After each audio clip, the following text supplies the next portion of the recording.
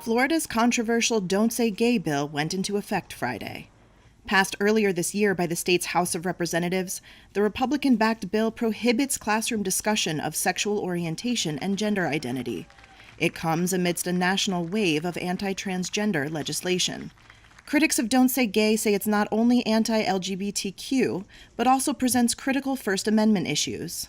It's hard to list all the things that is wrong with this bill, or this law, I should say, at this point.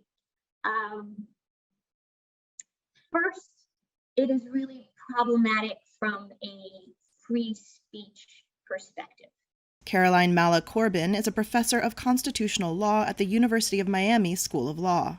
It's really vague because what exactly counts as inappropriate discussions of gender identity and sexual orientation? Nobody knows. And the consequence of this is that schools and teachers are going to err on the side of caution. And so they're going to end up censoring themselves, even when they may not have to. And there's actually a term for this in free speech doctrine because it is such a common phenomenon, and it's known as chill. And so the law is going to chill speech that may not even be covered by the law.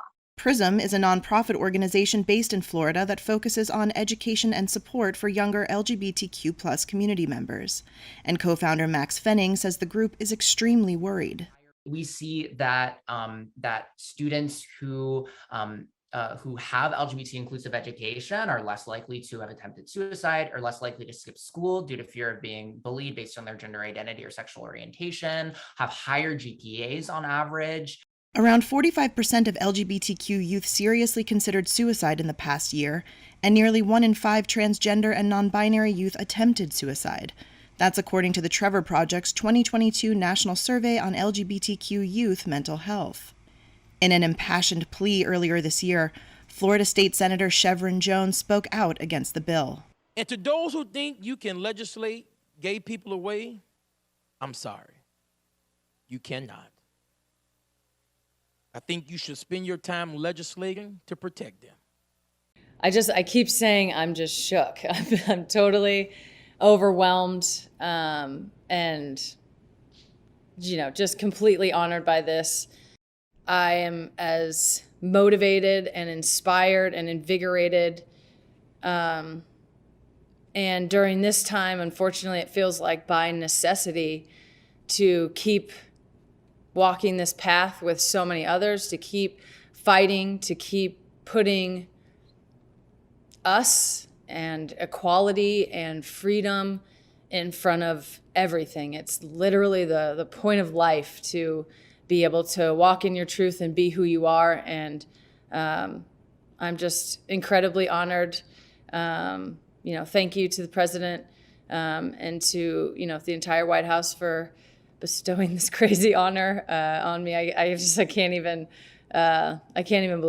I think people are going to be shocked when the first state that tries to arrest a woman for crossing a state line to get health services, and I don't think people believe that's going to happen, but it's going to happen, and it's going to telegraph to the whole country that this is a gigantic deal that goes beyond. It affects all your basic rights.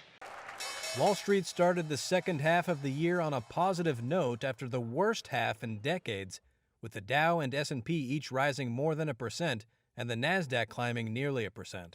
Economic data released Friday appeared to back the view that the economy is cooling and that inflation may be past its peak, raising the possibility that the Federal Reserve may not have to be as aggressive as some investors feared. Scott Wren is senior market strategist at Wells Fargo's Investment Institute. I think today's ISM numbers, they dropped, they're lower. The employment component of that was in the contraction zone. So I think the market's trying to sort out whether good economic news is actually good for the market. Good economic news probably means the Fed, has to be at least as aggressive as what they've told us.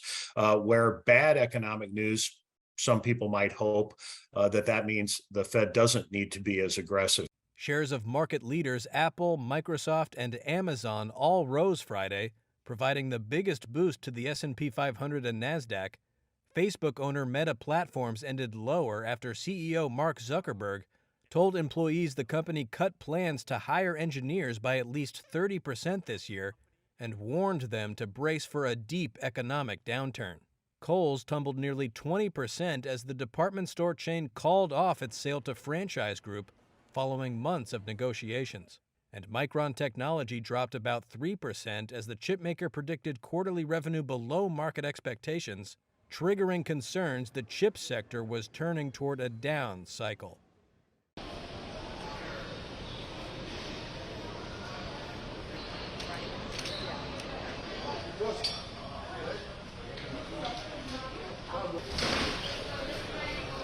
I had a flight issue, and now I'm trying to rebook, but the price is ridiculously super high. Well, probably the option, drive and have a good experience and drive down to Florida because the price is too high.